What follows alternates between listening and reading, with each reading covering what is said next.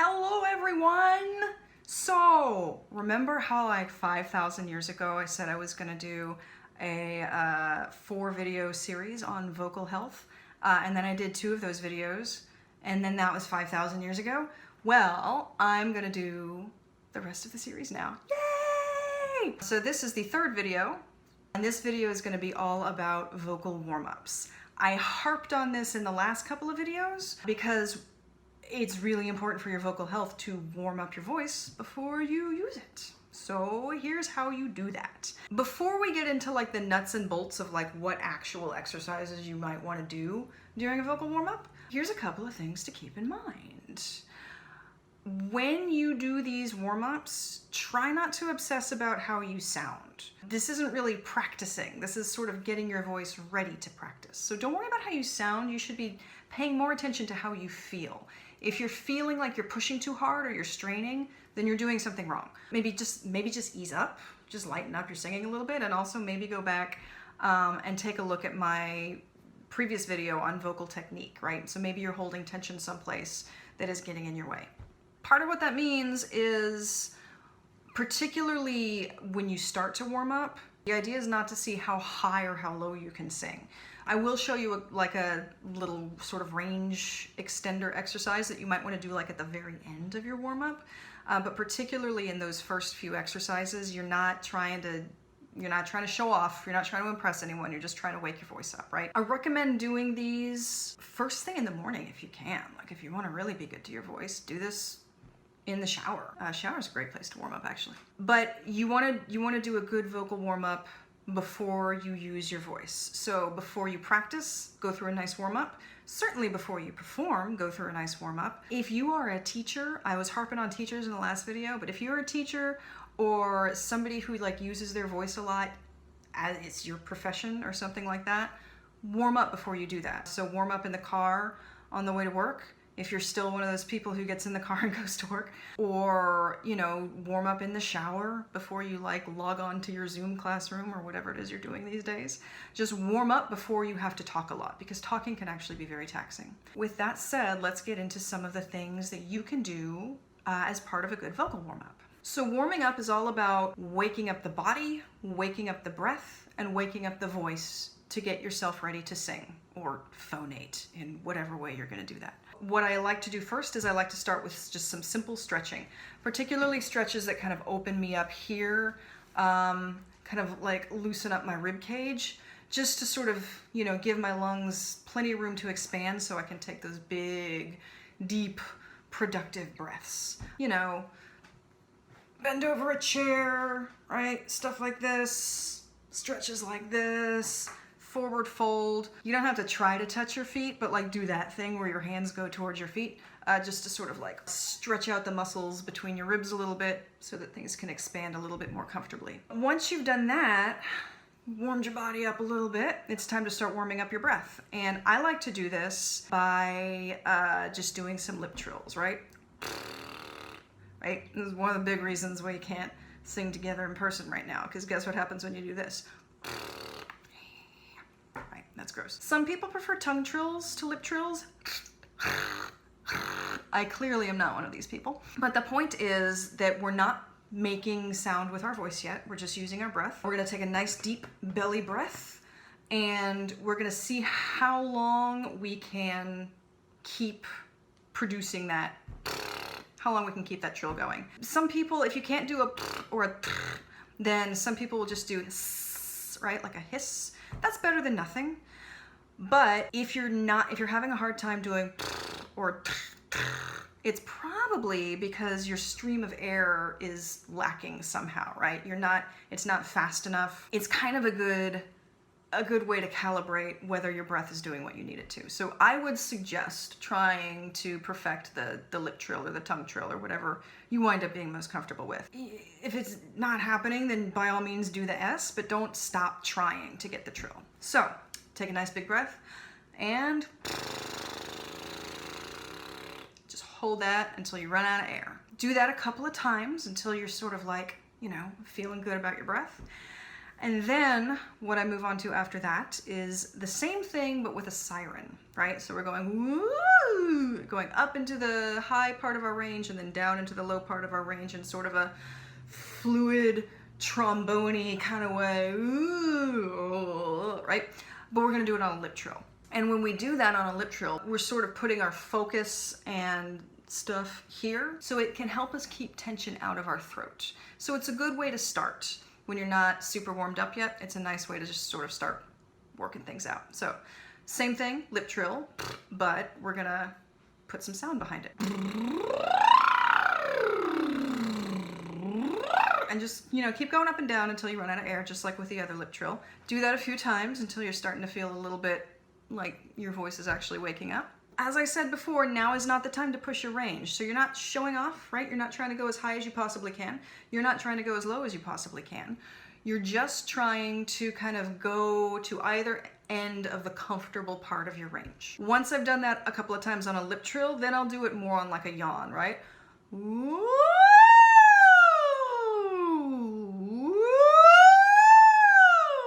Still really smooth, still really kind of trombone-y or like siren-y, right? That's why they call them sirens. Couple of things to keep in mind when you're doing these sirens. The reason I say to do it on a yawn is because when you go up high, you're gonna have an easier time hitting nice, clear, healthy notes if you're a little wider, right? So on like an ah or an ah, those are nice, comfy vowels or sounds to be making when you're hitting those high notes. Thinking about a yawn encourages you to lift the back palate, which is going to create some more resonance in your face cave.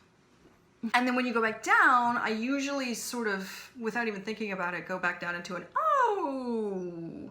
Because when you're in the lower part of your range, if you have sort of more of a focused vowel, ooh, that helps those lower notes come through a little bit better.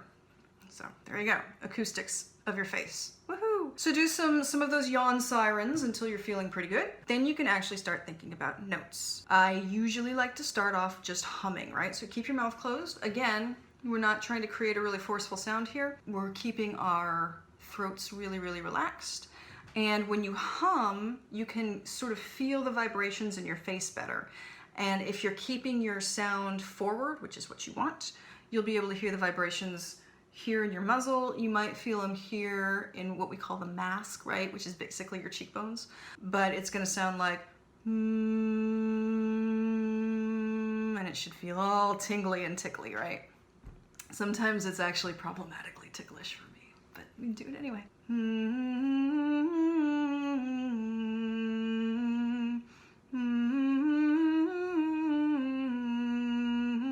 Simple 5-note scales, or maybe even a 3-note scale.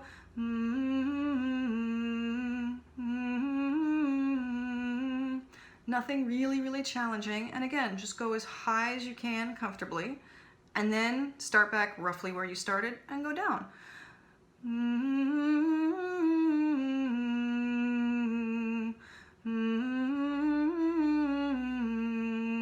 Just to kind of wake up both ends of your voice. Once you've done that, you can start doing vowels, right? So you might do the same thing, but with ooh, o, ah, e, ooh, oh, ah, e. And again, you're warming up, so if your top note is like gross and flat, it doesn't matter. It's fine. You're just warming up your voice. You're not performing for anyone. Even if you're on YouTube. You know, try to keep the vowels very pure, try to keep the sound very forward. You might even, if you want to do some sort of vowel training, you might just go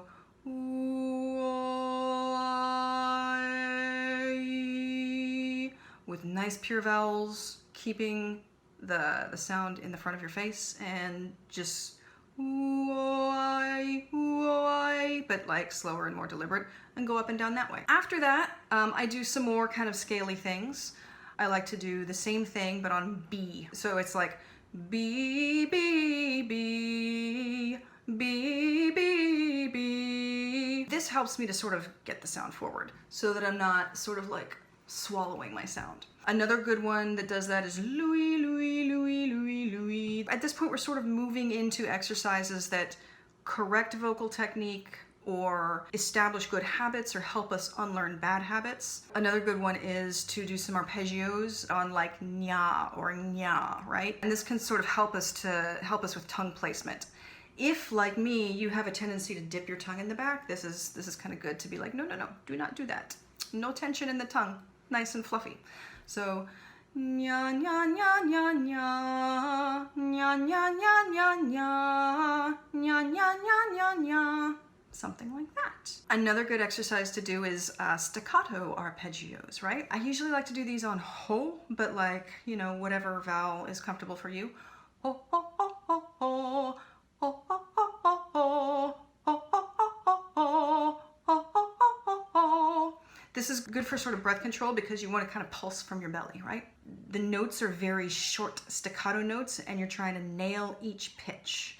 You can do this slower. Ho, ho, ho, ho, ho. I actually, for some reason, find that it's harder to do slower, but you can do it slower, you can build up the speed, but really try to nail those notes. Remember, like, it doesn't actually matter how you sound during warm-ups.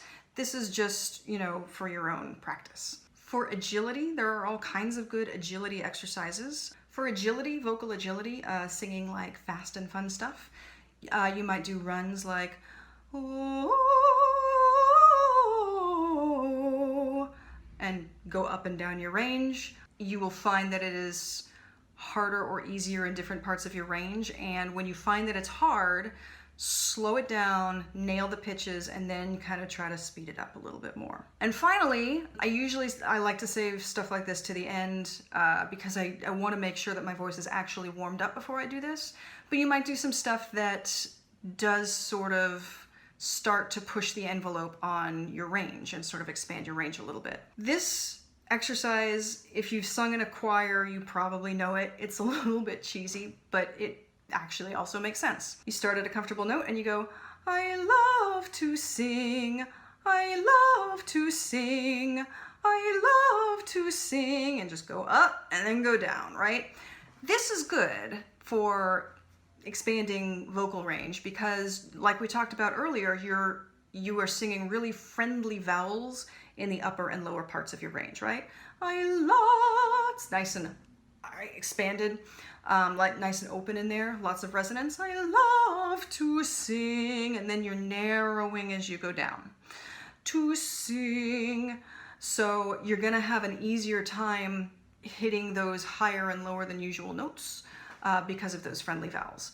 Also, the sort of like jump,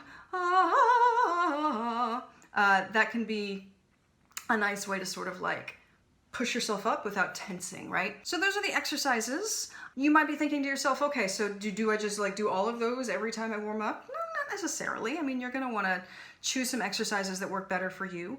Generally speaking, what I would recommend is think of it in terms of warming up your body, warming up your breath, warming up your voice, and then kind of perfecting some good habits.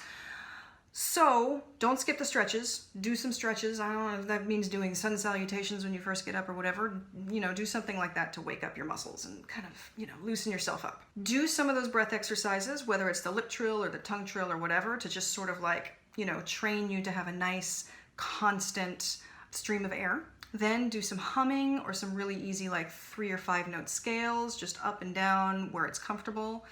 And then you can kind of start to pick and choose some of those exercises that you think will be most useful to correct the bad habits that you have or to instill better habits and make you a better singer.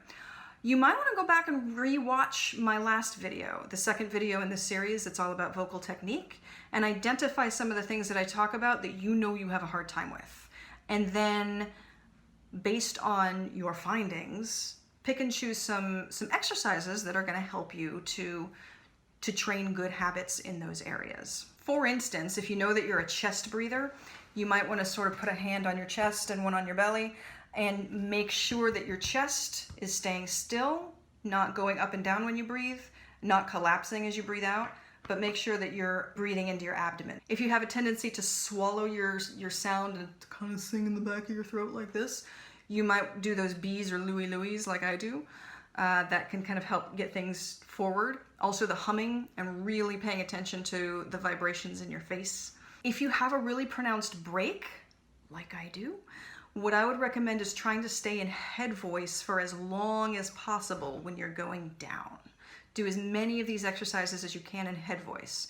If you sing in head voice as you go down, that's going to sort of help you bring some of that into your low range, and eventually you're going to be able to blend it a little better. That's helped me a tremendous amount, and I'm sure it'll help you too. Working with a voice teacher is really going to help you to identify the things that you need to work on and some exercises that are going to help you do that. So if you're working with a voice teacher, that voice teacher is going to show you all kinds of cool exercises that are just right for you. I recommend it. Now, where to start?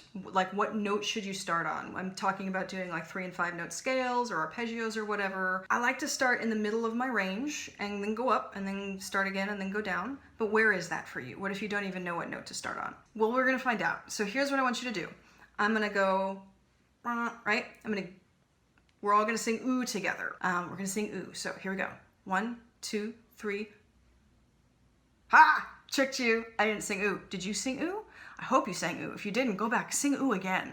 Because what I want is I want to find out what note you sing when you're not thinking about it. What is just the most comfortable note that comes out of your face when you're not thinking about it? That is probably where you want to start your warm-ups, right? Because it's comfortable, it feels natural. It's probably a pitch you hit a lot when you're speaking. So start there and then work your way up and then work your way down. Okay, here's your homework. Go back through this video, try out all the exercises that we talked about. You might need to like hit pause and play and stuff like that so that you can, do them up and down your range. And I want you to pick out the exercises that you think are most beneficial to you, that work best for your voice, that are gonna help you train good habits, the ones that you like the most.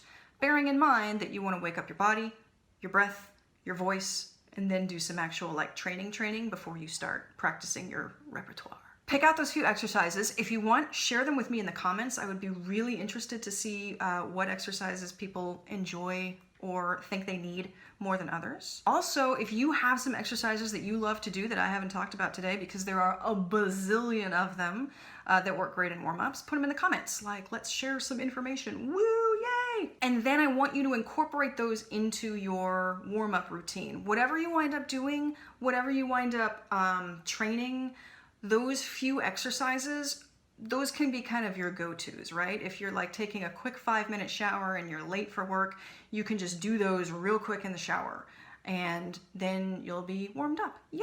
And you can go and you can teach and speak for hours and not trash your voice quite as much. Or you can go and you can practice for hours and not trash your voice.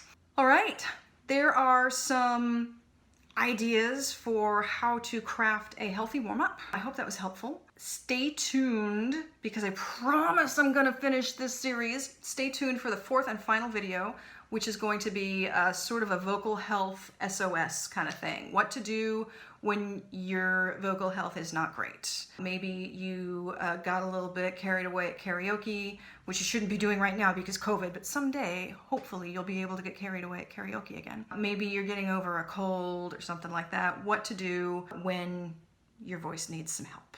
Thanks!